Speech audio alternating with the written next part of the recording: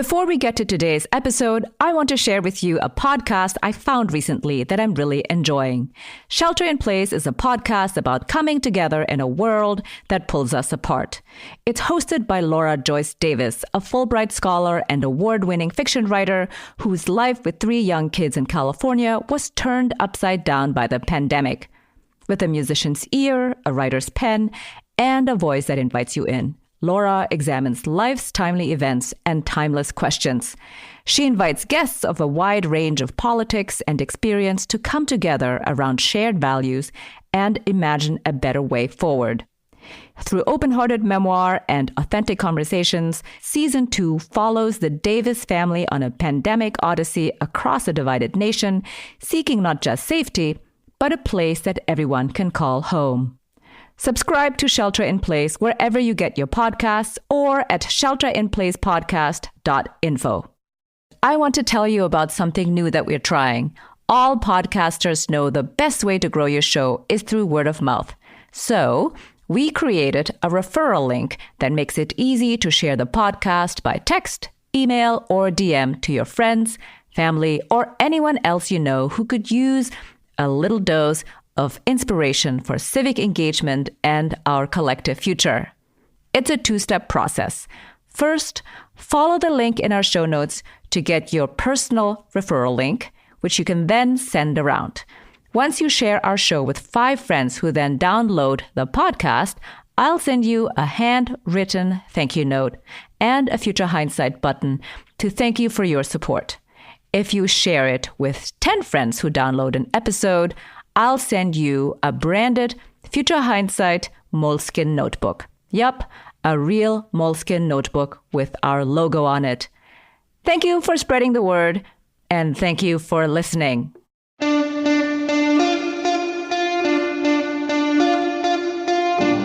Welcome to Future Hindsight. I'm your host, Mila Atmos. Each week, I speak with citizen changemakers who spark civic engagement in our society. Our guest today is Ted Dintersmith. He's the author of What School Could Be and is on a mission to help equip our children with skill sets and mindsets that are essential to a world of innovation. In our last episode, we spoke to Leon Botstein about the necessity of delivering high-quality education for our civic life and for our economy. This time, we'll be discussing what high school innovation might in fact look like and why the opportunity to reform secondary education is now. A lot can happen locally without anything federally. And so I would say to schools listening, do not wait for the Secretary of Education or the State Commissioner of Education to give you permission to do what you need to do. You have a great opportunity right now to do the most amazing things. Nobody's looking over your shoulder. The state-mandated exams, they're meaningless now. The curriculum police are off the job. Even colleges are dumping the SAT and ACT, which I think is healthy.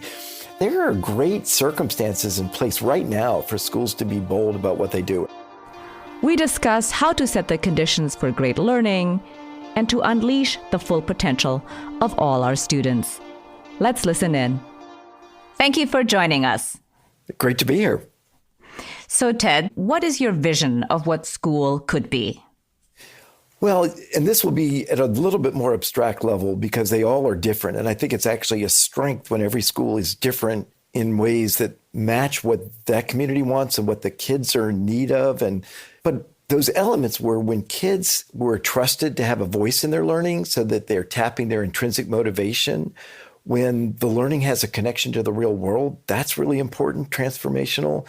When student work, teacher effectiveness are assessed with meaningful assessments instead of bubble tests. And I think it's really important, particularly these days, for kids to feel part of a caring and connected community. So we really push for, support, encourage people to do what we see in the field works and in a way that they feel is the right way to do it. And it really is the antithesis of standardized, grind through it education. So when you wrote your book, what were your favorite kinds of innovation that you found most exciting in terms of bringing about most excitement in the children and in wanting to learn? Yeah. I went to all 50 states in this school year. And I intentionally picked a great example from each state. So it's this mosaic of really great things that go from, kindergarten kids in Indiana designing robots to, third, fourth, and fifth graders in West Virginia, staffing the technology support desk to eighth graders in Fargo, making documentaries about local buildings. The kids had a voice in what they wanted to do, and they see that it's valuable. They see it's going to contribute to their community in some important way, which ultimately is how kids derive a sense of purpose in their actions and in their developing skills. One of the common elements was when I talked to teachers and said, wow, this is so interesting. Where did the idea come from? It's something they had come up with, and they had this deep sense of pride that this was going to really work for their kids. And then they'd work long hours to kind of make it succeed. But they also had somebody in their school. Generally, if it was a classroom teacher, it was a principal. But somebody had their back. Somebody sort of said, I give you permission to innovate. These teachers are incredible. If you trust them, support them, give them a little bit of encouragement to do what they entered the profession to do, which is to engage and inspire their students, boy, they'll run with it. And I think there's magic in that. And I think that's what we've lost sight of for who knows how long, decades in American education, where we've said, no. The most important thing to get from our schools is not happy students with important skills. The most important thing to get from our schools is data. And once you say data matters more than children, you've gone off the tracks. Well, now that we are in COVID times and school has transformed in the way that we experience it in real time, what have you discovered in the last 7 months of teacher innovation in the face of remote learning and putting children first? It's an incredibly challenging time for our educators. When I circle back to the schools that I feature in my book, where a lot of the emphasis was on equipping kids with the skills so that they could identify on their own what they wanted to learn, well, that was really an important skill and capability before the pandemic. Arguably, it's the only thing that works today. And so the feedback I've gotten from them is, yeah, kids miss their school, kids miss their activities, but there's been no diminution in learning. Our kids are still learning. Once you say, I care a lot about whether my kids are learning, I care about that a lot more than what they're learning, all sorts of great things happen. But in many, many cases, they've said, we've got to keep making sure kids are learning exactly what some state mandated curriculum says. And then you try to port that onto Zoom. And I think that's where you get the fatigue and frustration and people throwing up their hands and saying this will be a lost year. And arguably, it didn't work that well in person, and it doesn't work at all virtually. And so I think that gap between trusting, empowering, equipping kids to learn things they care about, they want to learn, versus trying virtually to make them keep learning stuff they really don't have much interest in, it's night and day. Can you give us an example of an innovative practice that you've seen develop this spring or in the summer that you're like, yes, this is the kind of thing that you can actually still do on Zoom and children are still learning? Well, I think one common denominator about the pandemic is that the number of community challenges is vast. So if you're looking for the ability to sort of unleash students with guidance and inspiration from teachers to solve community problems, there are a lot of them today. And those problems are pressing. One of the things that I think is mind-blowing is that the best site for getting data on COVID has been for months this site done by a 17-year-old in Washington State. And when you read his profile, he was not an academic superstar. But when this happened, he said, hey, I can make a difference. He develops this site. And it's like the go-to site right up there with, Johns Hopkins sites and the CDC sites. And it's a creative invitation to kids. Like, what's something you could do to help your community get through this? And invite them to be creative and bold in the way they go about it. Think back to when you were in school. What experiences stick with you? What experiences got you excited about learning? What experiences gave you a sense you could make a difference with your talents? It's never a lecture-based course where I got a 97 on the exam. We don't give any priority in schools to helping kids find a sense of purpose through their schoolwork and their learning. But man, you give a kid a sense of purpose, they're going to run with things in their life. These kids, they have great values. They want to help. They want to make a difference. Why don't we give them at least some amount of time during school to come up with a bold initiative and make it happen? You need to produce something you're proud of that makes a difference. That's the ultimate way to hold kids to a standard. So I think the obvious question here is that not everybody has equal access to these kinds of schools and these kinds of opportunities. And let's say you live in a rural area, you don't have access to broadband, or you're poor and you don't have access to broadband. How do you think schools can encourage this kind of curriculum in the absence of full buy-in, just because the access is not fully available to everybody? What I find is that when you talk about this more challenge-based form of learning, where the kids look at it and they're invited to be creative and bold, where they know they're going to have to stare down failure, where they're rewarded for taking an unconventional approach, you take these kids that we often describe as being not proficient, not gifted. Our solution has been just pile up worksheets, and somehow if 5 pounds of worksheets a day didn't do it, 10 pounds will. You give those kids an open-ended challenge requiring different ways to think about things over and over again. Teachers, parents, they tell me, oh my gosh, you wouldn't believe how they sprung into life. You wouldn't believe what they suddenly started doing. And so I sort of put this question back, particularly to policymakers. Isn't it interesting that we could better prepare our kids for life and actually make enormous progress on what I call the accomplishment gap? Because those kids that are in the schools that don't have enough resources, the kids desperately trying to overcome challenges at home, to escape poverty, man, I'll tell you, they have a lot in them that we're just ignoring. So in a way, I feel like this pandemic is giving us this opportunity to break the box open. If you were Secretary of Education, what is the first thing that you would do to make this kind of shift possible, to basically change the paradigm about education and having the opportunity for all children to be their best selves as adults? Yeah. Well, one of the powers and beauties of school is a lot can happen locally without anything federally. And so I would say to schools listening, do not wait for the Secretary of Education or the State Commissioner of Education to give you permission to do what you need to do. You have a great opportunity right now to do the most amazing things. Nobody's looking over your shoulder. The state mandated exams, they're meaningless now. The curriculum police are off the job. Even colleges are dumping the SAT and ACT, which I think is healthy. There are great circumstances in place right now for schools to be bold about what they do. And so I would look at what New Hampshire did from 2009 to 2016. They completely rethought their assessments and went from bubble test type of stuff to performance-based and competency-based. They trusted teachers. They said, you take the lead in developing a new accountability framework. We're going to trust you, but also subject to checks and balances. And the teachers I interviewed there said it was a lot of work, but it meant something to us because we felt this made sense.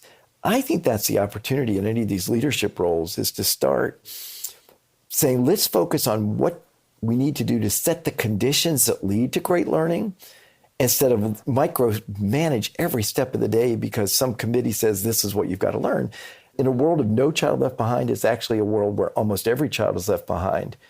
And we can do so much better. And I think leadership in the Department of Education would come in the form of really going after the states to level the playing field with the way they allocate funding to schools. It's just heartbreaking to see the kids who need the most support get the least and vice versa. Encouraging, supporting, working with schools and districts and states to come up with more authentic assessments. Start laying out better guidelines. Start showcasing what's working. Honestly, we've just gone through this long, entire process with lots of people running for president and everything else. I mean, did anybody deliver an exciting vision of what communities, kids, the nation could be with a reimagined vision of what education's all about? Nobody. And we need to do that, and we can. I think we should be pursuing the big ideas. We should be talking about the big ideas, and nobody really is. There's a lot of talk about returning to the old status quo, which in truth we both know will never return. Like whatever happened in 2018, 2016, 2014, it's not coming back. The pandemic is changing our lives forever. And also the Trump presidency has changed our lives forever. Both those things together. This is our last episode of this season and the final episode of 2020, which also means this is the last Jordan Harbinger ad of the year. We want to thank Jordan, Jen, and his fantastic team for supporting Future Hindsight for most of this year. If you've been waiting for a sign to check out a new podcast before the year's over, this is it. Jordan's show has a lot of similarities with Future Hindsight. We both feature interviews with some of the best and brightest in our society today, and we both want you to use the information you learn on our shows to make informed decisions about the world. The difference is that Jordan has been around a little longer than we have, and he comes out with 3 or 4 episodes a week. If you need more great podcast content this holiday season, you know where to look. If you like Future Hindsight, I think you'll enjoy the Jordan Harbinger Show too.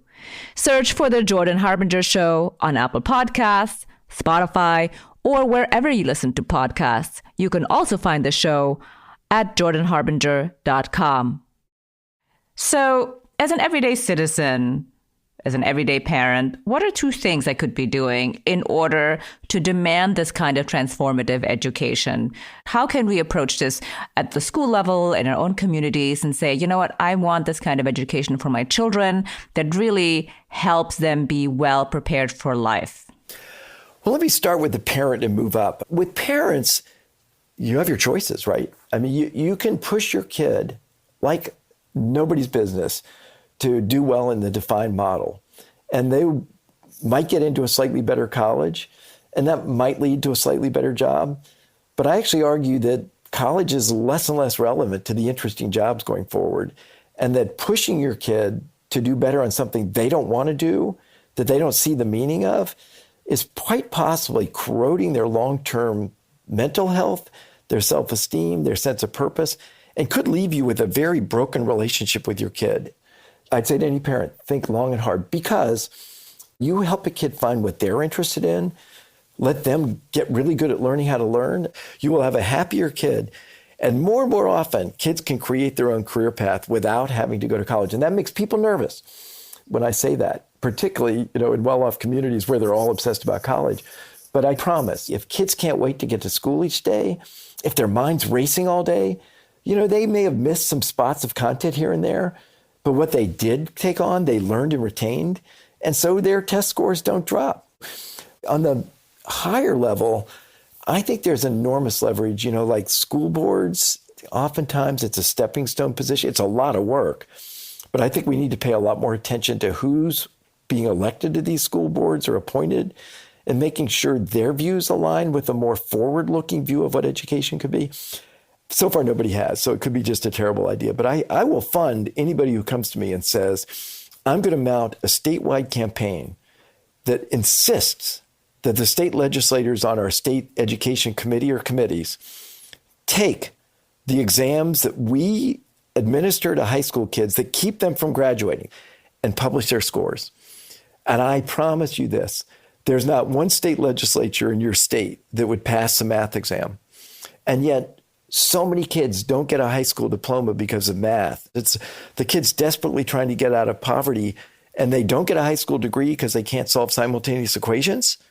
If you keep a kid from getting a high school degree, particularly a kid growing up in really challenging circumstances, we know how that plays out. That kid is almost certainly going to live a lifetime of poverty, homelessness, jail. I mean, it is not a pretty picture. And if we keep them from getting a high school degree, it should be something important. If they said financial literacy, I'd say, I can see that. Being able to communicate, yeah, I can see that. Being an informed citizen who can fact check, yes, I can absolutely see that.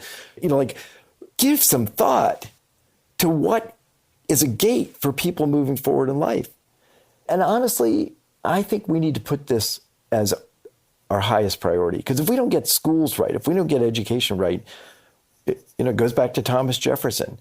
A democracy rises or falls on the basis of its education. If we keep turning people out of school with no career skills, with no citizenship capability, kids that go 16 years to school and have racked up $100K or more student loan debt, and they end up working in some minimum wage job.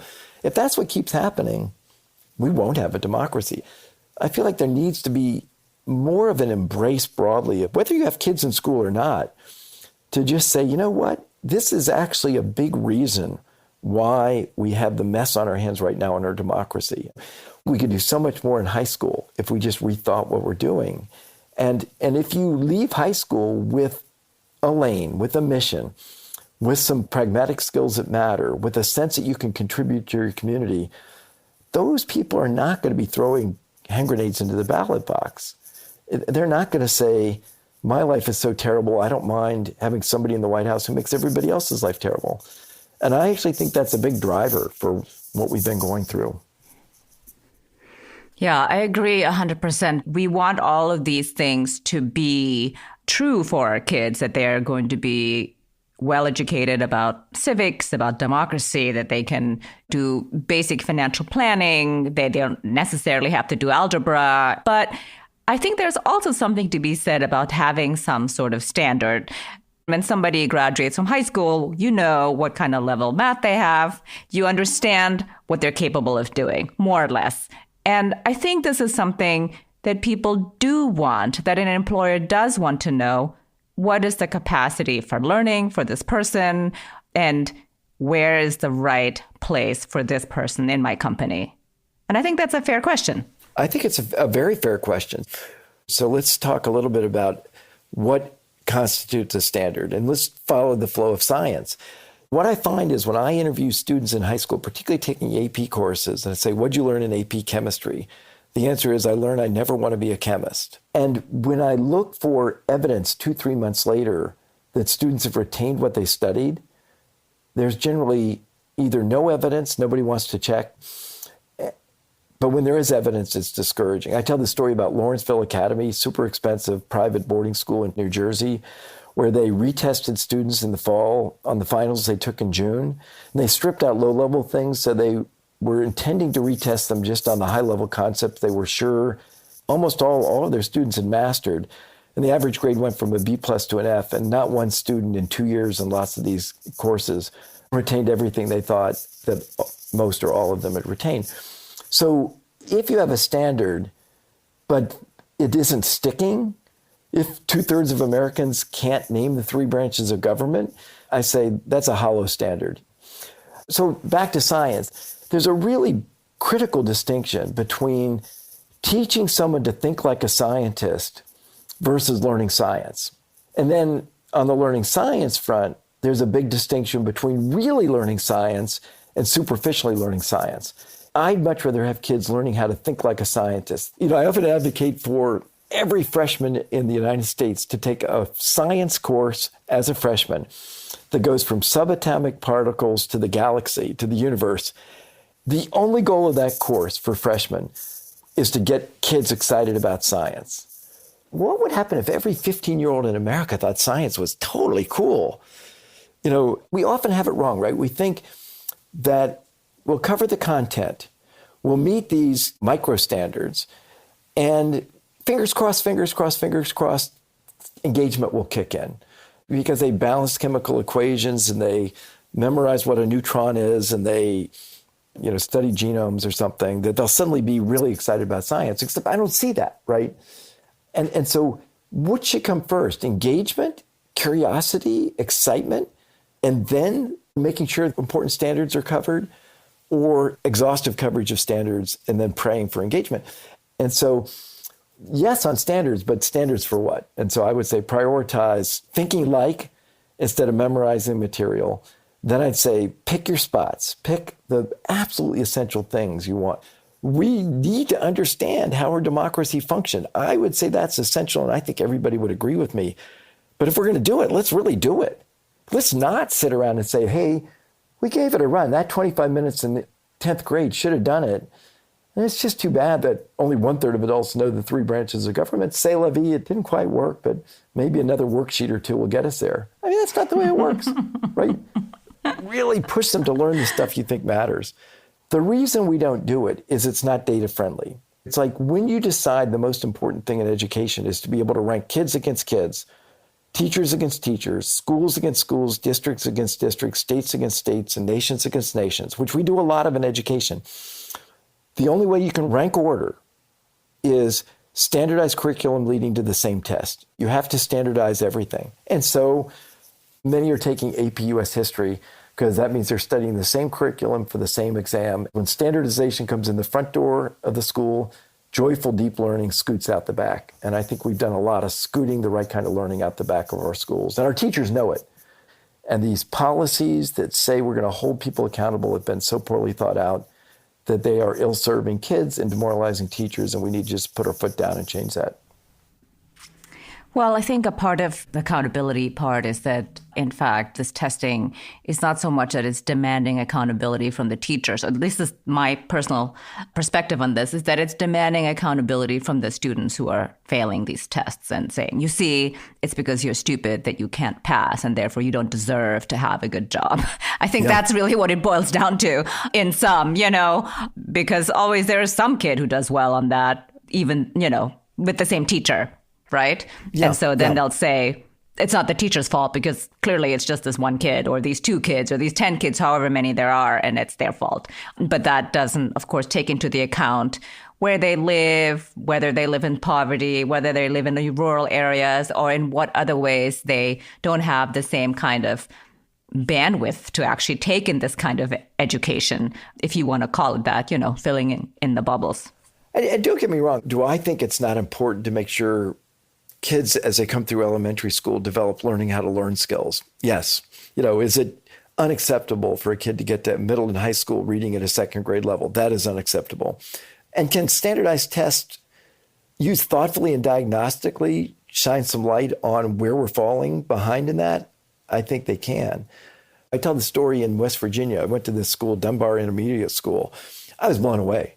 I mean, it's just like, whoa, this is a great place. But these kids were not in luxurious circumstances at home. It's a poor area. And that school, due to the brilliance of the West Virginia State Legislature, had to have a sign on the door because of their test scores that said, we've been evaluated as a D school. They weren't an F school, but just to make sure every kid that comes in, every parent that comes in, every teacher that comes in, every day you're going to see you're a D school. I know it's a great school. And I gave a talk to a bunch of educators and legislators in West Virginia about 2 years ago. And I said, legislators, some of you go visit Dunbar and then look at what you're doing to these schools. You owe it to your state to do that. And I checked back with Dunbar a year later. You know how many legislators had visited Dunbar? Well, you probably know. 0. Yeah, 0. Right? 0. Yeah. But we're tough. Aren't we great because we're getting tough on these schools? Oh, you're doing so poorly because you're not doing as well as these super rich schools that are showered with resources. It's like, no, that's just not okay. I suspect my tone reflects some degree of outrage. And if it doesn't, it should, because that's how I feel. We need to make sure we actually live up to this thing called the American dream and give every child in America a fair shot in life. And I think we're not doing that. It's all of our responsibility to just say, we've had it. We're not putting up with this anymore. You either tell us how you're going to support our schools, support our kids, give them fighting chances going forward, or we're voting you out of office, period. Well said. So here's my last question. Looking into the future, what makes you hopeful? What gives me hope is that our kids are incredible. It bugs the bejesus out of me when somebody says, as though this is the biggest of indictments, they say this may be the first generation in America's history where their kids don't have more financial success than their parents. And I say, you know what? I don't think they care. I think they look at their parents and say, you chased something that didn't in the end make you very happy. And so by and large, I find these kids have incredible values and they're bursting with creativity. And so to me, what gives me optimism and hope is we have dedicated teachers who know what to do if we'd let them. We have students itching to make their world better. I mean, imagine if we started producing out of our schools, whether it was out of high school, without the need for more formal, costly instruction, to give you a sense of purpose and focus for what you want to learn and to send you on your way. If we get that right, if we unleash 4 million kids a year who come out of our school one way or another to solve big, important problems in a creative, cost-effective way, and we trust and support our teachers, I think we can unleash so much potential that today is squandered. And so that gives me energy to get up every morning, gives me hope and optimism about what's possible. But I do not take it as a given that we'll get this right. I think it can happen. And so that seems like a fight worth fighting. I think you're right. Well, thank you for believing that it's a fight worth having. And thank you for really putting this always in the forefront of our public discourse and making sure, or that we think about at least, even if it's not going to come to pass in the short term, how education could be fantastic for all of our children. Thank you. Awesome. Well, you ask great questions. It's always terrific to talk to you. And thanks for all you're doing. You're making a huge contribution. Thank you. Thank you very much. My main takeaway is that we need to trust and support the main actors in education, teachers and students. Teachers who deliver innovation in the classroom to connect learning to the real world instead of relying on standardized tests, and students who already have great values and want to make a difference. My other takeaway is that we must break our obsession with college as being the only ticket to gainful employment. Transformative education at the high school level should equip our children with skills for life in their careers and in our democracy. This episode concludes our season. We'll be taking a short break and we'll be back in January with new episodes on systemic racism and structural inequality in America. Happy New Year and happy holidays. Stay healthy, wash your hands, and may 2021 be a better year for us all.